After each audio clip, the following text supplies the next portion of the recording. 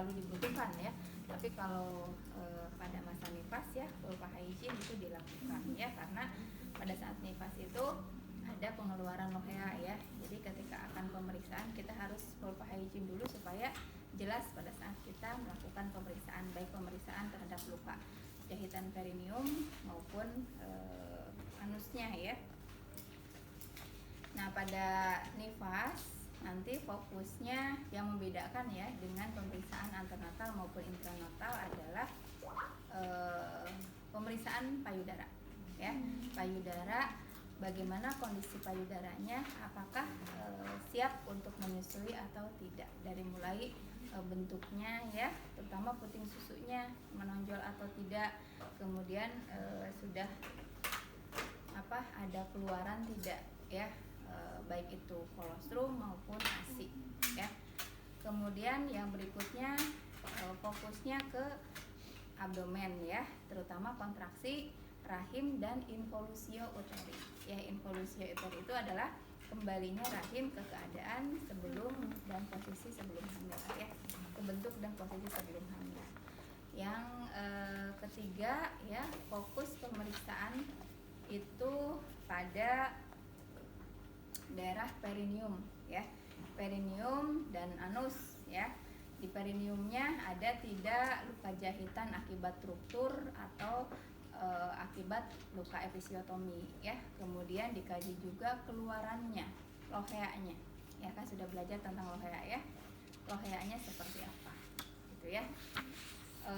Kemudian yang lainnya ya, kalau di daerah kaki ya sama ya, ada tromboflebitis dan lain-lain sama. Jadi fokusnya tadi ya di payudara, kemudian di rahim ya, di rahimnya involusio kontraksi, kemudian di daerah perineum dan anus ya. Itu yang fokus agak berbeda ya dibandingkan dengan pemeriksaan antenatal maupun intranatal ya. Kontraksi misalnya di intranatal dicek kontraksi ya, tapi cara kalau di postnatal ya tidak harus dihitung berapa frekuensi dalam 10 menitnya ya, cuma diraba aja kontraksinya kuat, sedang atau lemah ya, itu saja, tidak harus frekuensi. Kemudian durasi itu tidak usah ya. Kemudian tadi involusio uteri ya, di mana posisi fundusnya, ada berapa jari di bawah pusat gitu ya. Nah untuk alat tadi sudah ya, alatnya sama aja ya, karena udah tahu ya, tidak perlu diinikan lagi. Nah kemudian sebelum melakukan pemeriksaan fisik ya, kita melakukan anamnesa terlebih dahulu ya. Anamnesanya sama dengan ketika di antenatal ya. Yang dianamnesakan di sini ya, ini dari awal mah umum ya, memberi salam, memperkenalkan diri ya, menjelaskan tujuan, meminta inform consent ya, memasang sampiran ya. Karena ibu nifas itu posisinya beda dengan antenatal. Kalau antenatal kan ibunya datang sendiri ya, berarti ada meja khusus untuk anamnesa. Kalau postnatal kan ibunya memang sudah ada di tempat tidur ya. Jadi tadi ya, ketika anamnesa dan nanti mau pemeriksaan fisik, kita sudah dari awal menjaga privasinya ya, mengatur pencahayaan gitu ya. Cuci tangan ya, melakukan wawancara tentang biodata sama ya. Dengan itu melakukan wawancara tentang riwayat kehamilan dan persalinan sekarang ya. GPA-nya ya, dia kalau udah partus ya sudah tidak ada lagi G-nya ya. Diagnosanya langsung ke P ya. P berapa, A berapa. Postpartum normal atau SC. Postpartum SC atau post SC atau postpartum normal hari keberapa ya. Kalau di ante kan G berapa, P berapa, A berapa, hamil sekian minggu gitu ya. Atau dengan komplikasi apa kalau ada komplikasi.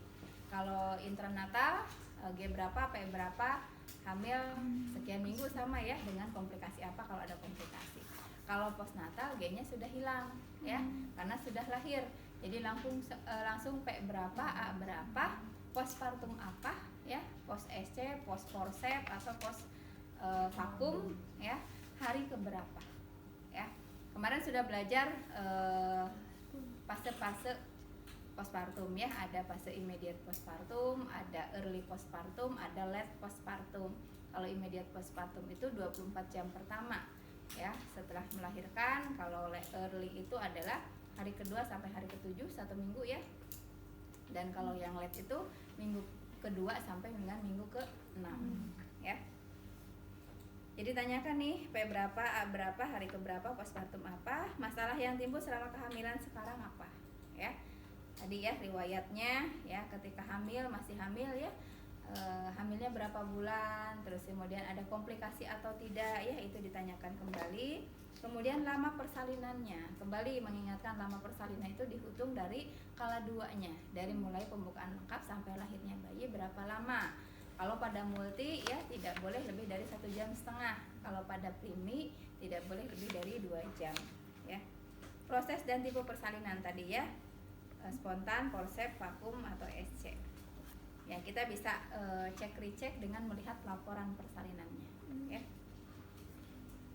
Kemudian prenatal care-nya ya, ketika waktu hamilnya pasien pernah mendapatkan penyuluhan apa tentang kehamilannya ya. Terapi atau penggunaan anestesi selama intranatal ya, itu juga ditanyakan. Masalah-masalah yang timbul saat persalinannya ya, digali juga. Kemudian mau wawancara tentang tadi riwayat kehamilan persalinan dimas dahulu ya, kalau memang sudah pernah punya anak sebelumnya. Kalau yang nomor 7 ini ya lahir sekarang ya, anak yang dilahirkan ini. Kalau yang nomor 8 anak sebelumnya ya, kalau memang dia sudah pernah hamil bersalin sebelumnya ya. Kemudian tanda vital, antropometri mah sama ya. Wawancara tentang kebutuhan dasar manusianya, dari mulai oksigenasi, cairan, nutrisi, eliminasi ya, rasa aman, nyaman ya, seksualitas, aktivitas, aktualisasi dan lain-lain ya. Nah, kemudian kita biar sekaligus ya bisa mengkaji juga langsung ke pengkajian psikologisnya ya, di belakang ya, nomor 14 yang melakukan pengkajian satu psikologis emosional ya. Ini digali ya, bagaimana respon terhadap kehamilannya, kelahirannya atau proses kelahirannya ya, bagaimana responnya, dia menerima dengan positif tidak, atau mungkin dia belum bisa menerima kelahiran bayinya ya. Kemudian bagaimana respon terhadap bayinya ya, apakah dia memperhatikan ya, mau mengurus bayinya atau seperti apa. Kan di teori sudah disampaikan ya, adaptasi psikologis postnatal itu menurut Rubin ada 3 ya. Ada fase taking in, taking hold, dan letting go. Taking in itu pasiennya, ibunya masih egois ya, masih memikirkan diri sendiri, dia belum mau mengurus ya bayinya. Itu biasanya berlangsung 1 hari sampai 2 hari ya setelah melahirkan. Ada fase taking hold ya, taking hold itu dia sudah mulai memperhatikan tapi belum bisa full ya, belum bisa full mengurus bayinya, tapi sudah mulai ya, yang dia bisa bantu dia lakukan, dia mau menyusuin ya, tapi misalnya memandikan atau apa dilakukan sama keluarganya gitu ya. Itu biasanya berlangsung hari ke-3 sampai hari ke-4 ya. Kemudian ada fase letting go. Letting go itu berarti pasien sudah mandiri gitu ya, dalam mengurus dirinya maupun mengurus bayinya. Ya berarti lebih dari hari ke-5 dan seterusnya ya. Nah, setiap orang pada dasarnya akan mengalami fase-fase itu. Hanya yang membedakan adalah waktunya. Ada yang cepat bahkan mungkin tidak terasa gitu ya, dia sudah langsung ke letting go gitu ya. Karena tadi ya persepsinya dia positif terhadap kelahiran ya, terhadap proses kelahiran. Kemudian bagaimana persepsi terhadap keluarga ya, menurut dia apakah keluarganya mensupport tidak, mendukung tidak, membantu tidak. Karena pada fase nifas ini ibu butuh ya, butuh waktu ya, butuh untuk pemulihan ya, fungsi-fungsi tubuh yang mungkin terganggu ya, tidak terpenuhi dengan fase kehamilan maupun persalinannya ya. Dia harus mengembalikan ya fungsinya, sehingga dia butuh istirahat ya. Nah, perlu dukungan dari keluarga ya untuk tadi ya membantu hal-hal yang mungkin tadi ya bisa dibantu oleh keluarga gitu ya, kecuali mungkin menyusui ya nggak bisa ya, harus sama ibunya. Jadi hal-hal lain yang bisa dibantu oleh keluarga sehingga ibunya bisa istirahat untuk mengembalikan fungsi tubuhnya. Kemudian kaji penerimaan keluarga tentang kelahiran yang lalu, bagaimana dengan kelahiran yang sekarang. Ya, kita kaji apakah keluarganya juga menerima, ya sudah. Kan banyak juga ya keluarga yang tidak menerima karena di luar ekspektasinya, ya, di luar harapannya, gitu ya. Observasi interaksi klien dengan anggota keluarga, kemudian tadi ya perubahan psikologisnya.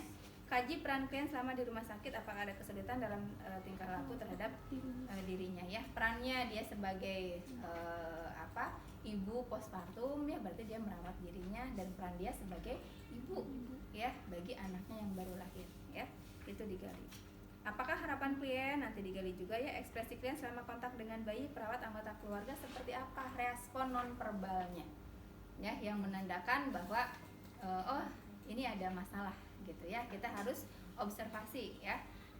Bisa jadi apa yang disampaikan berbeda dengan verbal, dengan nonverbalnya berbeda, gitu ya. Kaji adaptasi ayah terhadap kelahiran bayi, ya, bagaimana tadi keluarga, ya, terutama suaminya. Observasi hubungan bayi dengan keluarga juga. Kaji harapan, ya, ini tinggal ditanyakan aja, ya, apakah ada kecewaan terhadap kondisi istri dan bayinya, ya, suami, ya, ada tidak, kita gali, ya. Observasi perubahan tingkah laku ayah terhadap kelahiran bayi, ya. Kaji peran dalam keluarga dengan adanya kelahiran bayi seperti apa. Kemudian kaji juga pengetahuannya. Nah, kalau di postpartum, ya, karena sudah ada bayinya, ya, ya sama di antenatal juga, ya, harus masalah keperawatan itu bukan cuma menyangkut ibunya, tapi juga menyangkut kesejahteraan janinnya, ya. Di postnatal apalagi janinnya sudah keluar, ya. Kita harus gali juga kesiapan, ya, ibu menjalankan peran barunya, ya. Kita gali pengetahuannya, perawatan bayi. Ya, kita jangan menyimpulkan, oh ini anaknya anak kedua, pasti ibunya sudah bisa lah merawat bayi, belum tentu, ya. Karena bisa jadi perawatan bayi pertamanya tidak dilakukan oleh ibu sendiri, ya, dibantu oleh keluarga, ya, atau dengan orang lain, ya. Jadi tetap harus digali, jangan menyimpulkan, ya, jangan mempersepsikan sendiri, ya. Ditanya, ibu sudah bisa nggak cara menyusuinya, gimana coba, atau kita sambil observasi, ya, coba ibu nih bayinya mau nyusu, gitu ya, kita lihat bagaimana perilaku ibunya memposisikan bayi saat menyusui, ya. Kemudian boleh kita libatkan juga ketika mau memandikan, perawatan tali pusat, ya, dipersilakan aja. Ibu kan sudah punya anak, ya, coba dicobain, gitu ya. Nanti digali, tetap harus digali, ya. Anak keberapa pun tetap harus digali. Karena bisa jadi dia melakukan tapi mungkin salah, gitu ya, cara melakukannya. Perawatan payudara, ya, kita gali pengetahuannya, dia tahu tidak, ya, bukan cuma ditanya ibu tahu tidak tentang perawatan payudara, tahu, oh sudah dianggap tahu, tapi langsung di-explore, ya, seperti apa bu perawatan yang ibu ketahui, ya, kalau perlu dipraktekkan seperti apa supaya kita bisa melihat apakah prakteknya ini benar atau tidak, ya. Tentang KB, ya, apa yang ibu ketahui, cara menyusui, ya, cara memandikan bayi, cara perawatan tali pusat, perawatan perineum, ya, senam postpartum, ya, nutrisi dan lain-lain, ya. Pengetahuan yang ini belum ada nih tanda bahaya, ya, tanda bahaya postpartum, ya, karena kalau ibunya melahirkan normal biasanya one day, ya, 1 hari sudah pulang, beberapa jam pulang ibu ke rumah, ya. Nah, kita harus yakin bahwa ibu pulang ke rumah itu dengan pengetahuan yang cukup, sehingga nanti dia akan bisa mempraktekkan sendiri kalau didasari oleh pengetahuan yang cukup, ya. Nah, itu tanda bahaya harus diperhatikan juga, ya. Ibu tahu nggak, ya, perubahan-perubahan dalam tubuh yang itu harus segera dilaporkan, gitu ya. Kemarin ada, ya, di postpartum, ya. Kemudian nah, setelah anamnesa dilakukan, kalau misalnya anamnesa ada yang terlewat, boleh nanti sambil pemeriksaan fisik, ya.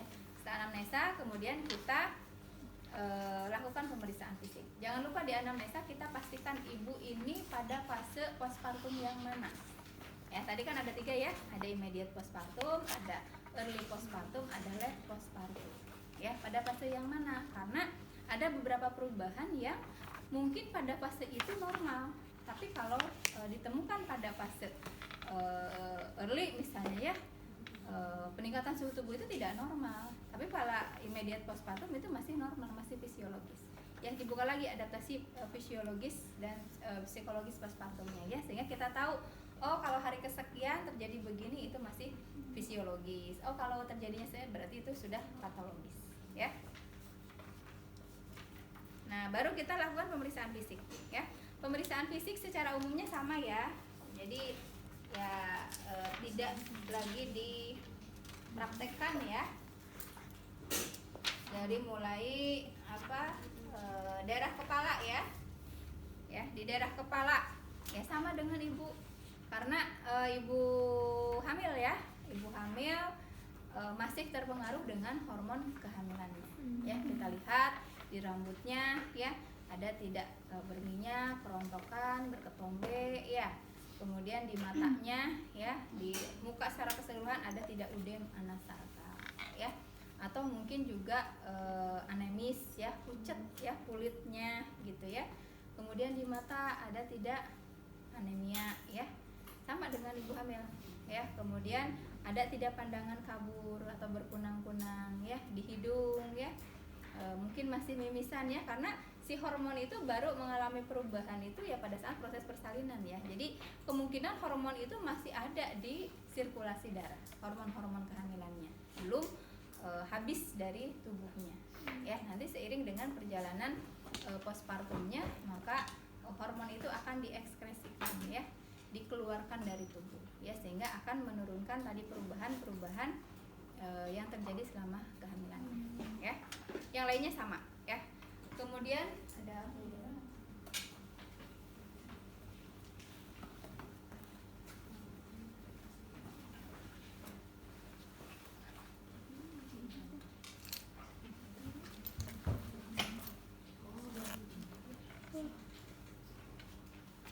nanti kalau ujian bukan berarti dirawat ya, semuanya diperiksa ya. Seperti halnya pada ibu hamil ya, di hidung ya, kebersihan dan lainnya, ada mimisan tidak ya. Kemudian di telinga berdengung atau tidak ya. Kemudian di mulut apa?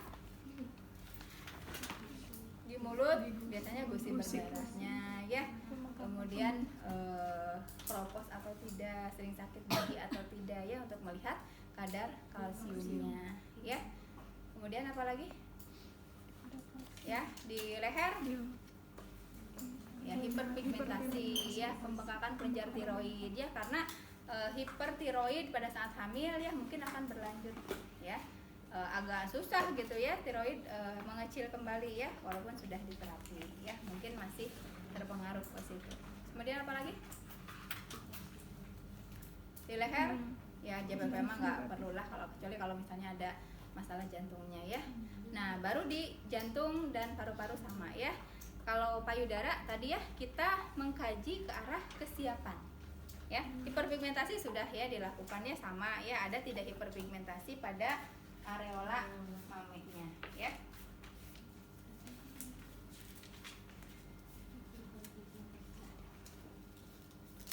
Kebersihan mah ya umum ya.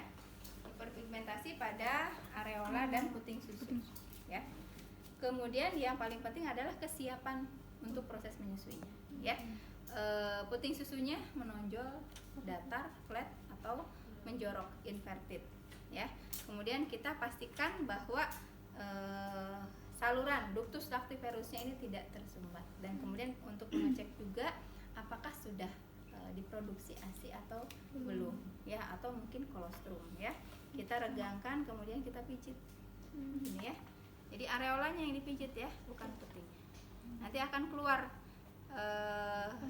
ya, lihat ya, kalau hari pertama sampai hari kedua itu secara fisiologis baru kolostrum yang diproduksi. Nah, mulai hari ketiga sudah mulai putih ya. Kalau ini masih bening gitu ya, agak kekuningan gitu ya. Kalau hari pertama, hari kedua. Kalau hari ketiga sudah mulai diproduksi ASI. Ya, ini juga harus dijelaskan pada ibu ya, supaya ibunya tidak khawatir, kenapa ya belum keluar aja ASI-nya ya, masih sedikit dan ini juga bening gitu ya. Ya, kita jelaskan secara fisiologisnya bahwa memang ASI itu baru diproduksinya pada hari ketiga ya, secara fisiologis ya, bukan berarti di hari pertama tidak sama sekali ya. Ada beberapa ibu yang memang sudah diproduksi pada hari pertama ya. Jadi kita jelaskan ya, terus gimana tuh kalau misalnya belum keluar ya bayi saya makannya. Kita jelaskan bahwa bayi itu mempunyai cadangan makanan. Ya, ketika bayi itu lahir ya, bayi itu mempunyai cadangan makanan tuh sampai 3 hari. Ya, dia cukup. Ya, tidak perlu dikhawatirkan. Gitu ya. Tapi tetap saja walaupun belum keluar ya, ibu dianjurkan untuk tetap menyusui bayinya supaya lebih terangsang dan ASI bisa lebih cepat keluar atau ya keluar pada waktunya gitu. Jangan sampai sudah 3 hari ASINya tidak keluar karena kurang rangsangan hisapan dari bayi. Ya lakukanlah terus ya on demand. Bayinya nangis susuin walaupun belum keluar ya, karena dengan proses menyusui ada hisapan, nanti akan ada stimulasi ke hipotalamus ya. Kemudian dari hipotalamus akan memerintahkan hipofise posterior untuk mengeluarkan oksitosin. Ya, oksitosin keluar. Sebenarnya prolaktin itu semakin udah naik juga ya pada saat hamil itu prolaktin sudah sudah mulai disekresi ya, sehingga sudah mulai diproduksi tadi kolostrum ya, ASI, tapi belum bisa keluar karena belum ada oksitosin. Jadi ketika kita pijit ini belum keluar ASI ya. Dengan hisapan tadi ya oksitosin keluar, akhirnya oksitosin ini akan merangsang sel-sel mioepitel di kelenjar payudara ya, di jaringan payudara untuk berkontraksi mendorong ya ASI yang sudah terbentuk akibat rangsangan prolaktin ini untuk keluar. Baru nanti hari ketiga keluar. Ya. Jadi itu dijelaskan ya, sehingga pasien tidak khawatir dengan kondisinya. Ya, tidak cemas dengan kondisinya. Nah, itu harus digali juga gitu ya pengetahuannya sebelum kita menjelaskan apa yang dia ketahui gitu ya tentang pengeluaran ASI. Kadang kan ada orang yang sebenarnya secara teori dia tidak tahu ya, cuman belum keluar ya Bu ya, iya Neng misalnya, yang dulu juga nggak apa-apa nanti juga keluar. Nah sebenarnya dia sudah paham gitu ya, tetapi secara fisiologis ya prosesnya di dalam tubuh dia tidak tahu. Cuman dia tidak khawatir karena dulu juga anak pertamanya begitu gitu ya, nggak keluar awal-awal ya nggak apa-apa ya, pengetahuan seperti itu juga sampai seperti itu juga nggak apa-apa.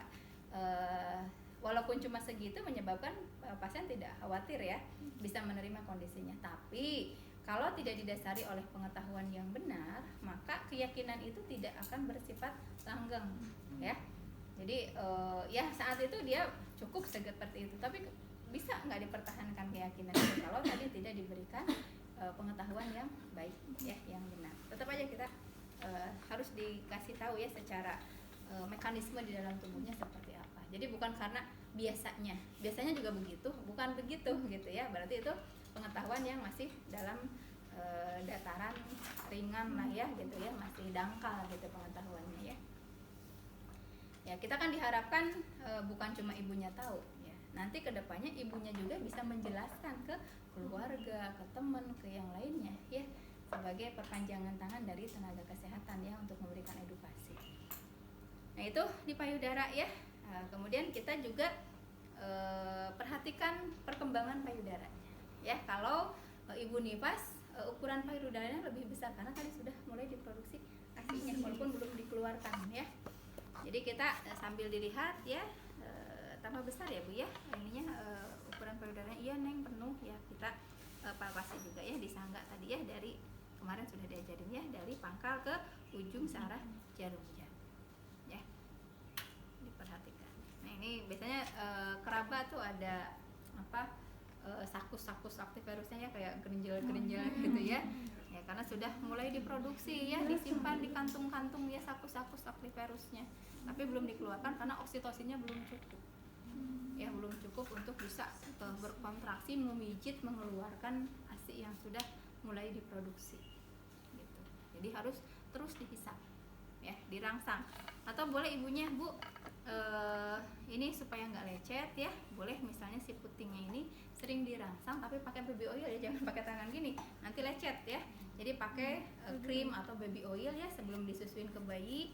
Jadi dilumasin gitu ya, biar nanti pada saat menyusui tidak lecet, sambil sering dirangsang. Ini juga akan merangsang pengeluaran oksitosin ya, putar-putar puting susu ya, di gini sambil melumasin ya, supaya di sininya tadi ya ketika mau menyusui tidak lecet gitu ya. Nanti kalau misalnya bayinya nangis mau menyusui ya dilap lagi gitu ya, baby oilnya dibersihkan ya. Kalau lagi nyantai-nyantai ya sering atau dilakukan perawatan payudara ya.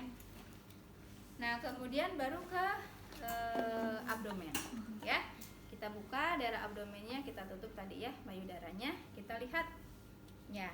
Nah, beda kan bentuknya ya abdomen ibu yang lagi hamil mau melahirkan dengan ibu yang sudah melahirkan ya. Biasanya konturnya lebih lembek ya, karena tadi ya dia meregang ya, tonusnya belum kembali sempurna ya. Kita lihat ya tadi ya lebih longgar ya, lebih lembek. Kemudian dilihat juga lineanya ya sama ya. Kemudian strianya ya ada tidak di sebelah mana ya. Kemudian kita kontraksi juga bisa dilihat ya. Kalau misalnya perutnya agak bulet gitu ya, itu menandakan kontraksinya bagus ya. Tapi kita nanti pastikan dengan palpasi ya. Tadi diinspeksi. Kemudian kalau misalnya pasien tadi mengatakan dia post SC gitu ya, ya pasti ada luka jahitan ya yang masih tertutup gitu ya, di mana, di daerah mana gitu ya. Jadi disesuaikan tadi apa yang dia sampaikan pada saat anamnesa, kita kaji ya, berapa panjang kira-kira, boleh lihat di laporan operasinya ya. Kemudian inspeksi auskultasi ya, kita auskultasi di semua kuadran karena ibu nifas itu masih terpengaruh dengan hormon kehamilan, terutama progesteron ya, dimana progesteron itu menyebabkan relaksasi otot ya, motilitas ususnya menurun ya. Jadi ketika kita dengarkan ya, biasanya bising ususnya itu lebih rendah ya. Kalau normalnya 5-12 ya, biasanya di bawah 10 gitu ya, karena masih terpengaruh oleh hormon kehamilan. Apalagi kalau ibunya melahirkan post SC ya, SC misalnya ya. Kita lihat dia ketika kita mengkaji ini berapa jam setelah SC ya. Mungkin masih terpengaruh dengan anestesi ya, dimana anestesi ini akan menurunkan motilitas, aktivitas usus akan menurun ya. Jadi bising ususnya juga sedikit ya. Kemudian akibat hormon kehamilan juga tadi ya, motilitasnya menurun, biasanya kembung. Jadi kalau kita palpasi ya, biasanya kembung ya. Dan biasanya ibu juga ketika postnatal ini mengeluh konstipasi, susah buang air besar ya, karena tadi masih terpengaruh oleh hormon kehamilannya, progesteronnya ya. Walaupun ketika sekarang progesteronnya sudah turun ya, tapi ketika hamil kan masih tinggi ya, baru mau melahirkan sudah mulai agak turun ya. Diperhatikan ada 3 kembung atau distensi ya. Kemudian baru kita palpasi ya. Palpasinya tidak seperti Leopold gini ya, mencari-cari bagian janin ya. Kita palpasi rahimnya gini, palpasinya cukup 1 tangan saja ya. Lihat, rasakan ya, rahimnya ini kontraksinya kuat atau tidak. Kalau terlalu banyak keras, bunder gitu ya, ya berarti rahimnya kuat. Kemudian sambil dipalpasi juga posisi rahimnya, apakah di tengah, sentral, atau miring gitu ya. Kalau misalnya masih miring-miring gitu, itu menandakan bahwa ligamennya kendor ya, tonusnya kurang bagus ya. Harusnya kan dia terpancang kuat ya, ligamen itu kan seperti pancangan ya, dia yang mengikat gitu ya, supaya posisi rahim ini tegak gitu ya. Jadi dilihat ya, kadang mungkin agak ke pinggir gitu ya. Nah ini anjurkan Bu nanti ini ya, senam gitu ya, aktivitas lah untuk supaya tadi otot-ototnya kembali, tonus ototnya ya. Kita raba tadi ya. Kemudian kita cek fundusnya ada di mana ya. Tadi bulatannya di mana ya. Kalau misalnya ketika bayi lahir ya, biasanya 1 jari di atas pusat atau setinggi pusat ya. Kemudian setelah plasenta lahir biasanya 1 jari di bawah pusat ya. Nanti 1 hari 1 jari dia akan turun. Makanya kita harus tahu dulu dia hari keberapa, sehingga kita bisa menentukan posisi involusio uterinya ada di mana gitu ya, tinggi fundusnya ada di mana. Nah, kita perhatikan ini ada di berapa jari nih ya. Ya jelas kalau postpartum harus di bawah pusat aja. Kecuali kalau misalnya masih setinggi pusat atau bahkan di atas pusat, berarti kontraksinya kurang bagus. Ya, risiko perdarahan. Ya. Oh, di atas. Harus di bawah. Karena setelah bayi lahir aja sudah 1 jari di bawah pusat. Ya, atau setinggi pusat ya, maksimal setinggi pusat. Ya, setelah plasenta lahir ya 1 jari di bawah pusat. Gitu ya. Nah setelah itu tadi ya rahimnya sudah ya, kekuatan kontraksinya bagaimana, tinggi bulusnya ada di mana, kemudian letak rahimnya, posisi rahimnya itu seperti apa ya, apakah di sentral, di tengah ya, atau marginal ke pinggir ya. Kemudian di abdomen ya kita cek juga kembalinya tonus otot rectus abdominalis ya, otot-otot perut, yaitu dengan mengkaji diastasis atau peregangan musculus rectus abdominalis ya. Ketika sedang hamil ya, kan sudah dijelaskan ya waktu kuliah ya, ketika sebelum hamil ya, ini misalnya pusar rectus abdominalis itu letaknya seratnya itu vertikal kayak gini, kencang ya, di sini kencang. Nah ketika hamil ya dia meregang ya, membesar ya, meregang. Jadi di sini tuh ada rongga ya, karena ke samping kan si ototnya ya, tonusnya meregang. Nah ini belum kencang lagi, tonusnya belum kembali sempurna ya, akhirnya di sini ada rongga. Nah yang kita kaji adalah berapa panjang dan lebar rongga ini, atau berapa ukuran diastasis atau peregangan dari musculus rectus abdominalisnya ya. Lebarnya, jadi yang diukur lebarnya ke sini berapa dan panjangnya dari sini sampai mana nih rongganya ya. Ini lebar, panjang kali lebar ya. Nah nggak perlu pakai meteran ya, nggak perlu pakai meteran ya, kita pakai jari saja. Nanti ketika ibunya disuruh bangun sit up ya 30-45 derajat, kita raba di sininya ya. Nah ada rongga ya, rongganya kan ke bawah gitu ya, jadi tangan kita tuh bisa masuk ya ke bawah, karena ketika dia sit up ini tuh kontraksi kan, si otot-otot ini kontraksi jadi ngejepit ke tengah. Tapi karena tonusnya belum kembali sempurna, maka di sini dia belum rapet gitu ya. Walaupun dia ke tengah ngejepit ya, belum sampai nempel gitu ya, belum kembali ya, sehingga ada rongga di tengah. Nah rongganya berapa lebarnya gitu ya. Nah cara mengkajinya, pasiennya disuruh tidur telentang ya.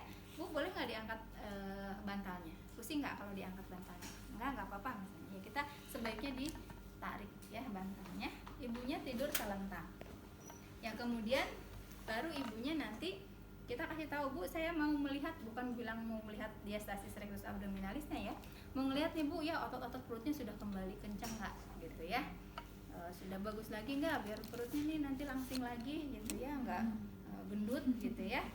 Nah nanti ibunya tadi masih tidur telentang, kita sudah siapkan tangannya di prosesus ya, di prosesus gini ya, posisinya gini ya, ini prosesus ya, misalnya ini prosesusnya di sini ya, di prosesusnya kayak gini ya. Kalau kita sudah siap, Bu nanti bangun ya, ya dia bangun kayak sit up. Bu bangunnya dia sit up, karena ketika bangun ini dia tarik nafas, berarti kita harus cepat ya, cepat memeriksanya ya. Bu bangun, kalau perlu boleh kita bantu ya, karena kan susah kita juga, jangankan yang ibu habis melahirkan ya, kita aja kan kalau sit up mah rada susah ya, ya boleh dibantu ya. Nah kita langsung ya tekan ke bawah gini ya, berapa jari kita yang masih bisa masuk, karena pas dia sit up itu kan dia kontraksi ya rahimnya, otot-otot abdominalisnya kan ke tengah ya. Tangan berapa, masih berapa tangan yang masih bisa masuk, tek ke bawah ya Bu, ke bawah lagi set ya, sampai tadi mulainya dari mana ya sampai mana. Nah ibunya udah istirahat lagi, baru kita di sini perkirakan panjangnya. Kalau lebarnya mah kan udah aja dari jari tangan ya, 2 jari berarti sekitar 2 cm, 3 jari yang masih bisa masuk berarti 3 cm ya. Nah ini tinggal perkirakan aja tadi ya, dari mana ke mana ya, kira-kira berapa ya, kira-kira segitu berapa cm. Jadi panjang kali lebar, misalnya 2 kali 8 ya, 2 kali berapa ya, 3 kali berapa, itu diastasis rectus abdominalis ya. Nah kalau di rumah sakit kadang panjangnya tidak dicek ya, jadi hanya lebarnya saja gitu ya, harusnya sih panjang kali lebar. Kenapa sih mesti diukur-ukur diastasisnya gitu ya? Diastasis ini mencerminkan kontraksi rahim ya, kontraksi ya. Semakin cepat diastasisnya ini tonus ototnya kembali, menandakan bahwa kontraksinya bagus ya. Kalau misalnya misalnya sudah berapa hari masih 3 jari aja ya, berarti kontraksinya tidak bagus. Efeknya apa? Kalau kontraksinya tidak bagus, maka proses involusio uteri akan terhambat. Ya. Dan kalau kontraksinya tidak bagus juga ini resiko terjadinya perdarahan. Ya. Nah, selain untuk estetik ya, keindahan ya, kalau diastas ototnya kembali kan ya bagus gitu, badan ibunya bagus lagi. Selain itu ya tadi secara pengaruhnya terhadap kesehatan itu ya tadi ya, ini mencerminkan bagaimana kontraksinya ya, bagus atau tidak. Oke, sudah di abdomen ya, kemudian baru kita ke ekstremitas ya. Ekstremitasnya sama ya, dilihat udem atau tidak, ada varises atau tidak, ada tromboflebitis atau tidak yang kemarin ya, kita cek Homan Science-nya ya. Nanti refleks patelanya ya dilihat, karena kadar kalsium fosfor itu kan masih terbawa ya. Kalau ketika hamilnya kekurangan ya, ketika nifas pun ya sama ya, kekurangan ya. Ditambah lagi di refleks patela yang hiper gitu ya, yang menandakan adanya hipertensi ya, preeklamsi berat atau eklamsi ya, biasanya hiperrefleksia ya. Pada saat postpartum juga memicu terjadinya hipertensi ya, atau preeklamsi gitu ya. Masih bisa berlanjut tuh dari mulai melahirkan misalnya dia preeklamsi ya, masih terbawa, tensinya masih tinggi di nifas ya.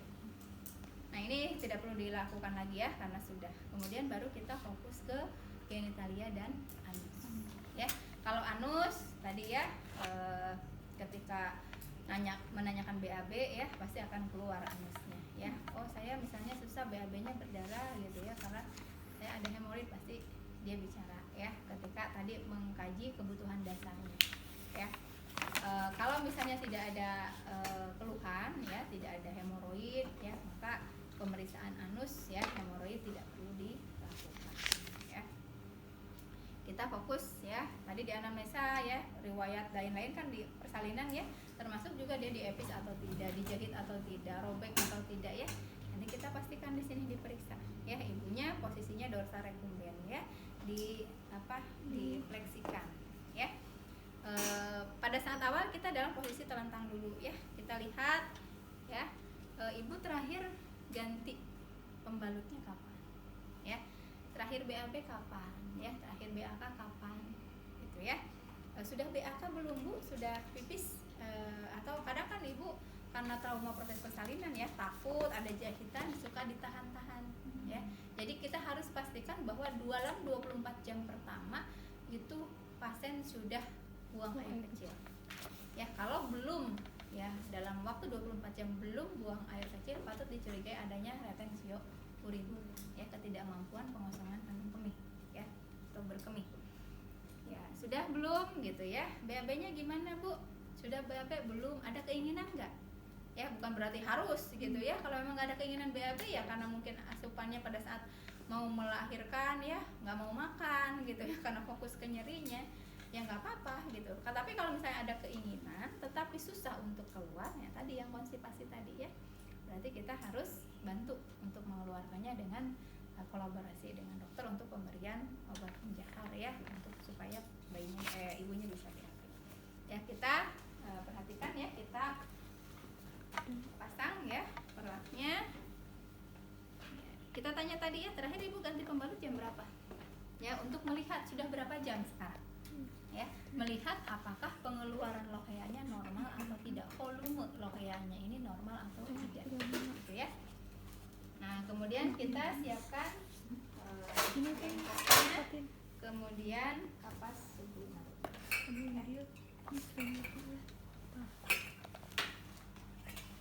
ya. Tadi ya kita buka, dicek ya pembalutnya seberapa banyak volume darahnya ya. Tadi ditanyakan jam berapa digantinya, oh jam sekian, oh segini belum penuh, masih normal gitu ya. Kalau penuh itu ya maksimal sudah 4 atau 6 jam ya, itu sudah penuh, masih normal ya. Tapi kalau baru 2 jam sudah penuh gitu ya, nah itu berarti volumenya banyak ya. Kemudian kita cek loheanya jenisnya apa ya, kan ada lohea rubra, serosa dan alba ya. Lohea rubra itu warnanya merah darah ya, itu keluarnya biasanya hari pertama sampai hari ketiga. Kemudian mulai hari keempat sampai hari ke 9 ya, itu biasanya loheanya serosa ya. Baru nanti hari ke-10 dan sampai akhir masa nifas itu lohea alba. Ada di catatan ya di materi kuliah. Ya, warnanya kalau serosa itu agak coklat, pink gitu ya. Kalau sudah alba itu warnanya kekuningan ya, bening kekuningan ya, atau disebut juga darah putih kalau bahasa awamnya ya. Nah, kita lihat loheanya ya. Nah, ketika ini jangan lupa kita double atau ganti sarung tangan ya. Mendingan double ya, takutnya nanti kita pegang-pegang lagi pasien ya, tinggal dibuka yang luarnya ya. Kita sudah ganti sarung tangannya. Nah, pada saat ini kan mulai kecium juga ya aromanya, baunya. Ya, baunya ya bau khas darah aja kalau memang tidak ada infeksi. Tapi kalau ada infeksi ya baunya bau busuk gitu ya. Nah, setelah ini ya, setelah dilihat tadi loheanya, kalau misalnya ininya banyak gitu ya, lohea di sini ya tidak jelas, kita mau melihat lukanya, kita lakukan pulpa hygiene terlebih dahulu. Ya, seperti kemarin ya, satu dulu ya, kemudian mayora, minoranya kita buka, ya.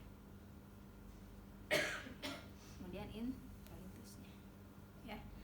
Nah, kita ini bisa cek ke dalam ya. Kalau misalnya banyak tadi ya pengeluarannya, kemudian banyak stol-selnya, gumpalan-gumpalan darahnya, ya kita boleh eksplorasi ke dalam.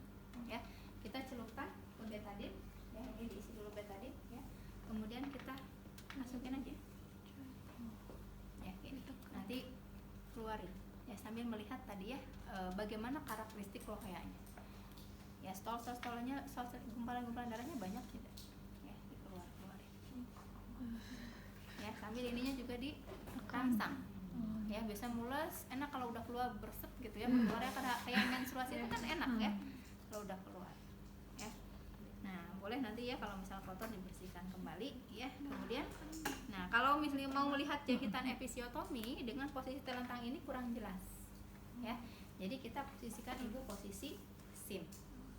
Ya, nanti ibu miringkan tangan ininya kakinya diluruskan, yang sebelah sini yang ini ditekuk, ininya nanti dibalikkan ya. Kita posisi SIM. Nah, baru kita tadi buka pahanya gini ya, dibuka ya, kita lihat luka jahitannya ya, baik luka ruptur maupun luka episiotomi, kita lihat ya redanya.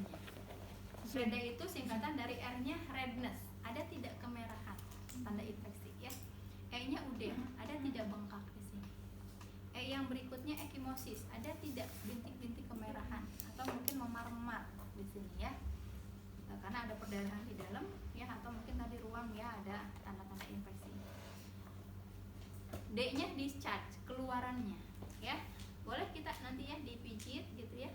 Mau pakai kasa boleh, ambil kasa atau kapas ya. Betadine ya. Kita agak tekan-tekan ini jahitannya, keluarannya apa? Apakah cairan bening, darah, atau pus? Nah, kalau ada tanda infeksi ya, tekan seperti itu. Ya, keluarkan. A-nya approximation atau approximately ya. Approximation itu bagaimana pertumbuhan jaringannya, ya, bagus atau tidak, atau mungkin bahkan membuka Wunderhisen ya, membuka gini. Ya, jahitannya misalnya kebuka. Yang kita perhatikan. Kalau memang pasiennya ada mengatakan ada hemoroid, ya kita cek aja hemoroidnya derajat berapa ya, sambil gini ya. Oke ya, sudah selesai ya. Kemudian nanti kita tadi ya kalau melihat pembalutnya sudah penuh ya, sekalian kita gantikan lagi pembalutnya ya. Kalau misalnya masih ini ya tinggal dipakai lagi ya. Oke, kemudian kita ibunya dirapikan lagi ya, kita bereskan alat.